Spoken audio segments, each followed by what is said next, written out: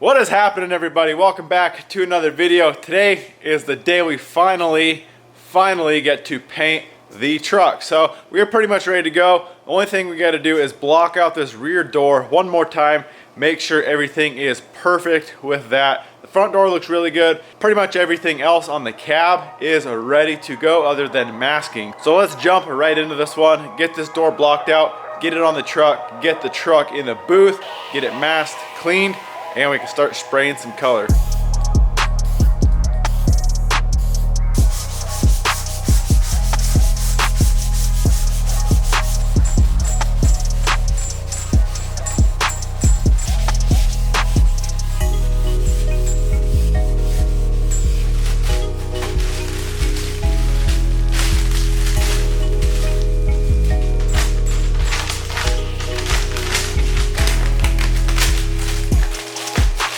Alright, I am happy to announce this rear door is looking 110%. This thing is looking very straight. I threw some wax and grease remover on it for you guys, just to kind of see what we're looking like. So this body line up here that we ended up having to do a little bit of filler on turned out amazing. So looks really straight. So we are good to go. Let's get the door back on the truck, and then I want to hop onto the paint booth and get this door situation figured out. This is what I picked up for a little zipper. So it's actually just a tarp zipper, and it's a peel and stick. So we should just be able to make a cut in the door and then throw this bad boy on there, and we'll have a zipper. So we got to do that. And then, like I said, I might need to add another less restrictive filter on the intake side. Once we get this thing sealed up enough and get the fans on, we'll see how much like vacuum there is, like negative pressure. Like I already tested, it was kind of pulling all the walls in, and I don't want that. So I might have to mess around with filters just a little bit. We still got 4 filters on here, but like I said in previous videos, these things are so thick and so dense, they don't flow that much air. So like I said, we might have to throw on, I might just double or triple up these, since these are super thin. You can kind of see right through them. So I think maybe tripled up on that, and we'll stick that in the intake side. I think that will help out a lot.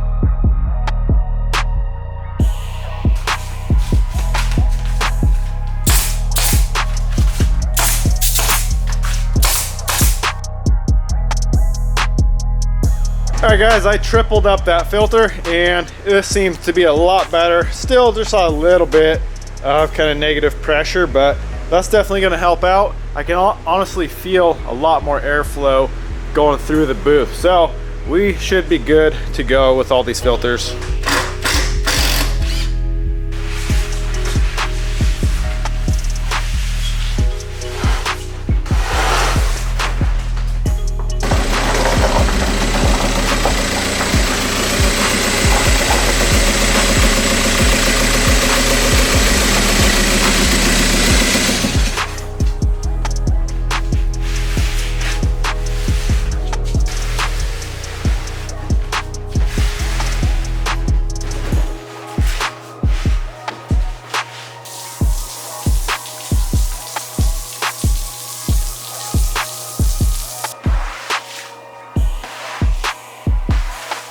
All right, we got some stuff moved around, got the bed out here. I'm gonna cover that up. We got the floor cleaned. I cleaned everywhere out here in the main shop. And then I also cleaned up the floor in here, scrubbed her up like 5 times just to make sure we are clean. So here is the truck in here. We got plenty of room to spray this thing out. So let's get started masking this thing up.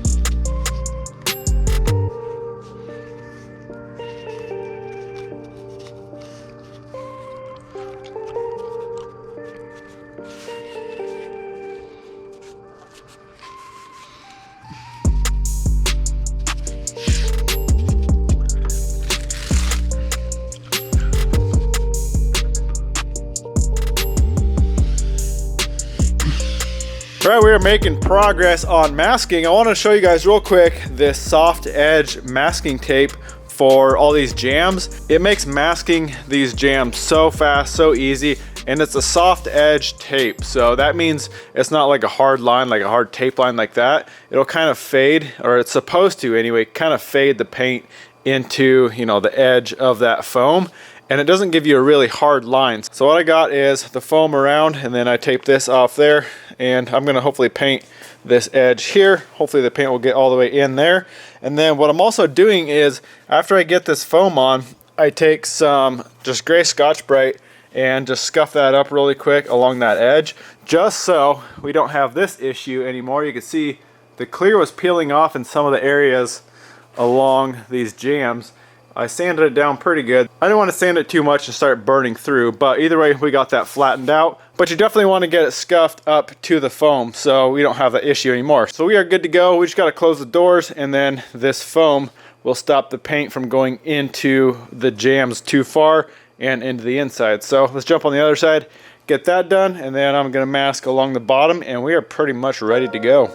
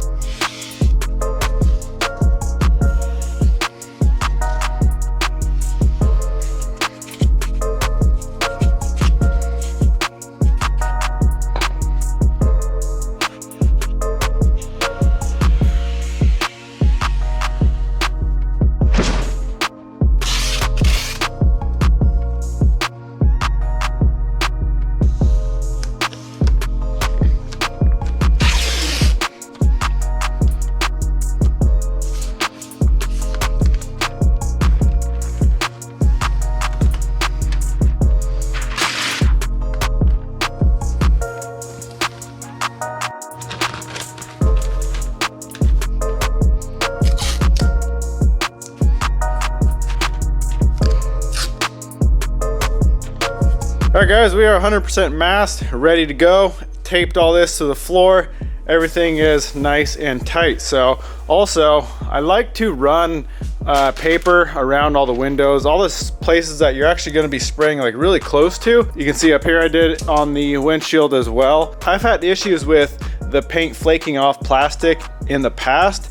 This is the automotive 3M stuff, and you can see it says paint this side. So there actually is one side that supposedly the paint sticks to better. I think when I was having issues, it wasn't the 3M brand. It was just the cheap brand that you can find at like Home Depot. So I probably won't have issues, but run some paper on it just to be 100% sure. Well guys, it is getting actually kind of late today, so we're gonna have to get out here tomorrow morning bright and early and shoot this thing out. One thing I want to talk about real quick is the temperature. So it's been like 40, 45 degrees for probably the last 2 or 3 weeks.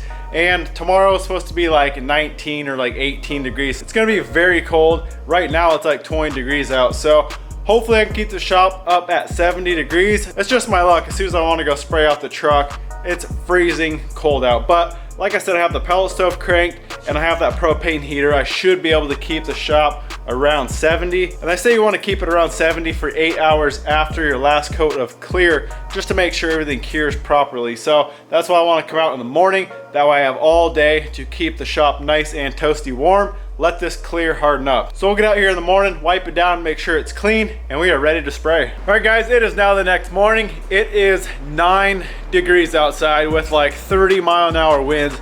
It is frigid, freaking cold. But I've had the heaters going for a while now. It's like 60 in here, so I'm gonna give it a couple more hours just to get it all warmed up to hopefully 65, 70. Hopefully I can at least stay 65 at the minimum in here. Also, I wanna show you guys something real quick. So this is a gun I've been using. It's a DeVilbiss Techna Pro Light, which honestly, it's been a great gun. Haven't had any issues with it, but I've seen a few really like top end painters out there recommend this gun for at least clear coat, and they say it works great for base too. This is a Iwata, it's called the Kiwami 4.